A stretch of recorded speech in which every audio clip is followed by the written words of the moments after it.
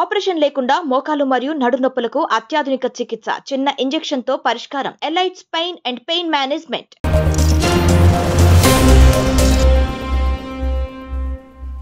Hi hello welcome to iDream. నా పేరు జకీర్. తెలంగాణలో ముఖ్యమంత్రి రేవంత్ రెడ్డికి బహుశా బీఆర్ఎస్ పార్టీ నుంచి ఎవరైనా బాగా ఇబ్బంది పెడుతున్నట్టుగా కనిపిస్తున్నారంటే అది నాకు అర్థమైనంత వరకు మాజీ మంత్రి హరీష్ రావు. ఎందుకంటే ఆయన రేవంత్ రెడ్డి ఏం మాట్లాడినా లేదా రేవంత్ రెడ్డి ఏ సభలో ఏ రకమైన వ్యాఖ్యలు చేసినా వెంటనే దాన్ని పట్టుకొని అందులో ఉన్న సారాన్ని పిండి దాన్ని ప్రదర్శించి ప్రజలకు ఎగ్జిబిట్ చేసి ఇది కాదు అంటే ఇది జరగలేదు, జరుగుతుంది ఇది అని ఆయన చాలా పద్ధతి ప్రకారం ప్రచారం చేస్తున్నాడు. సరే, రాజకీయ పార్టీలకు మధ్య ఈ రకమైన దాడులు ప్రతిదాడులు అంటే కౌంటర్స్, రిజైండర్లు, లేకుంటే రకరకాల విమర్శలు, ప్రతి విమర్శలు, ఎత్తుగడలు ఇవన్నీ కూడా మనం చూస్తూనే ఉంటాం. అయితే పిన్ పాయింట్గా కొన్ని అంశాలపైన, మరి ముఖ్యంగా ఆదిలాబాద్లో నిర్మల్ సభలో కాంగ్రెస్ అగ్రనేత రాహుల్ గాంధీ హాజరైన సభలో రాహుల్ గాంధీ ఏం మాట్లాడారు, అసలు జరుగుతుంది ఏమిటి, రేవంత్ రెడ్డి ఏ రకంగా ప్రజల్ని మభ్యపెడుతున్నారు అనే విషయాన్ని హరీష్ రావు మీడియా సమావేశంలో వివరించాడు. అది ఒకసారి మనం చూద్దాం వీడియో. हमने आपको गारंटीज दी थी, उनको हमने पूरा करके दिखाया. తెలంగాణ ప్రజలకు మేము గ్యారెంటీలు ఇచ్చాము, అవి పూర్తి చేసి చూపించాము.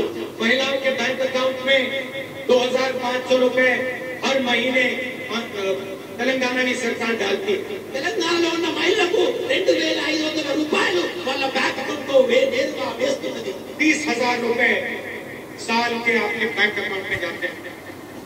30,000 రూపాయలు నెలసరి దేశంలో రాష్ట్రంలో ఉన్నటువంటి మహిళలకు సరాసరి అందుతుంది. చేత యోజన ఎంత స్పష్టంగా చెప్పాడు ఆయన.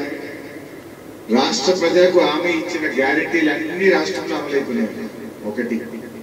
రెండవది ఏమంటున్నాడు, మహిళల అకౌంట్ లో నెలకు 2,500 రూపాయలు మేము జమ చేస్తున్నాం, సంవత్సరానికి 30,000 రూపాయలు మహిళల అకౌంట్ లో పడతాయని రాహుల్ గాంధీ పక్కన ముఖ్యమంత్రి రేవంత్ రెడ్డి కూర్చోబెట్టి మాట్లాడుతుంటే ఇద్దరు కలిసి ఇవాళ రాష్ట్ర ప్రజలు మోసం చేస్తున్నట్టే కదా. ఒకవేళ రాహుల్ గాంధీ చెప్పేది తప్పు అయితే పక్కనే ఉన్న రేవంత్ రెడ్డి లేచి మేము 2,500 ఇస్తలేము, ఇది తప్పు, నువ్వు చెప్పొద్దు అని చెప్పి ఖండించాలా వద్దా?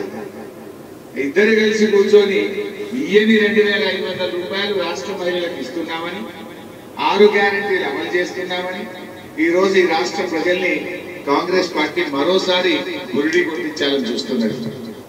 సో అంటే నేను చెప్పాల్సింది ఏంటంటే ముఖ్యమంత్రి రేవంత్ రెడ్డి టార్గెట్ కేసీఆర్ అండ్ కేటీఆర్, హరీష్ రావు కాదు.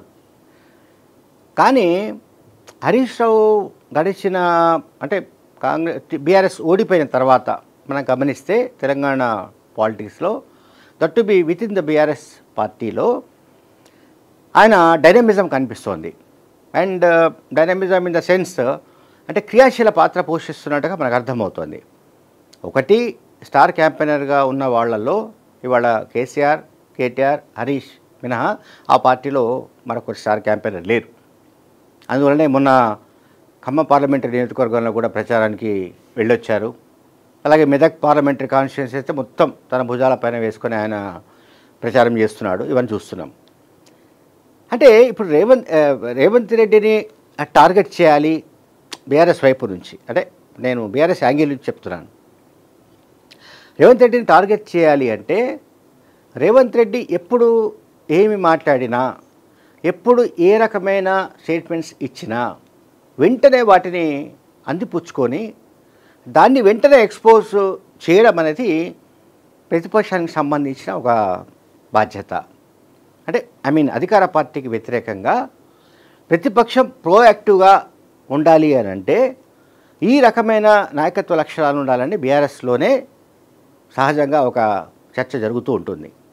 ఇప్పుడు కూడా ఈ వీడియోను ఎందుకు నేను ప్రదర్శించానంటే నిర్మల్ సభలో రాహుల్ గాంధీ మాట్లాడిన ఏవైతే వ్యాఖ్యలు ఏవైతే ఉన్నాయో, అంటే మాట్లాడిన మాటలు ఏవైతే ఉన్నాయో వాటిని వెంటనే ప్రజల ముందుంచి మరి 6 గ్యారెంటీలు తెలంగాణలో అమలు జరుగుతున్నట్టుగా రాహుల్ గాంధీ ఎట్లా అబద్ధం ఆడుతున్నారు, పక్కనే ఉన్న రేవంత్ రెడ్డి ఫలానా గ్యారెంటీలు మేము అసలు అమలు చేయడం లేదని ఎందుకు చెప్పలేకపోయాడు అని రేవంత్ రెడ్డిని డిఫెన్స్లో పడవేయడానికి హరీష్ ప్రయత్నించినట్టుగా మనం అర్థం చేసుకోవచ్చు. Thank you very much.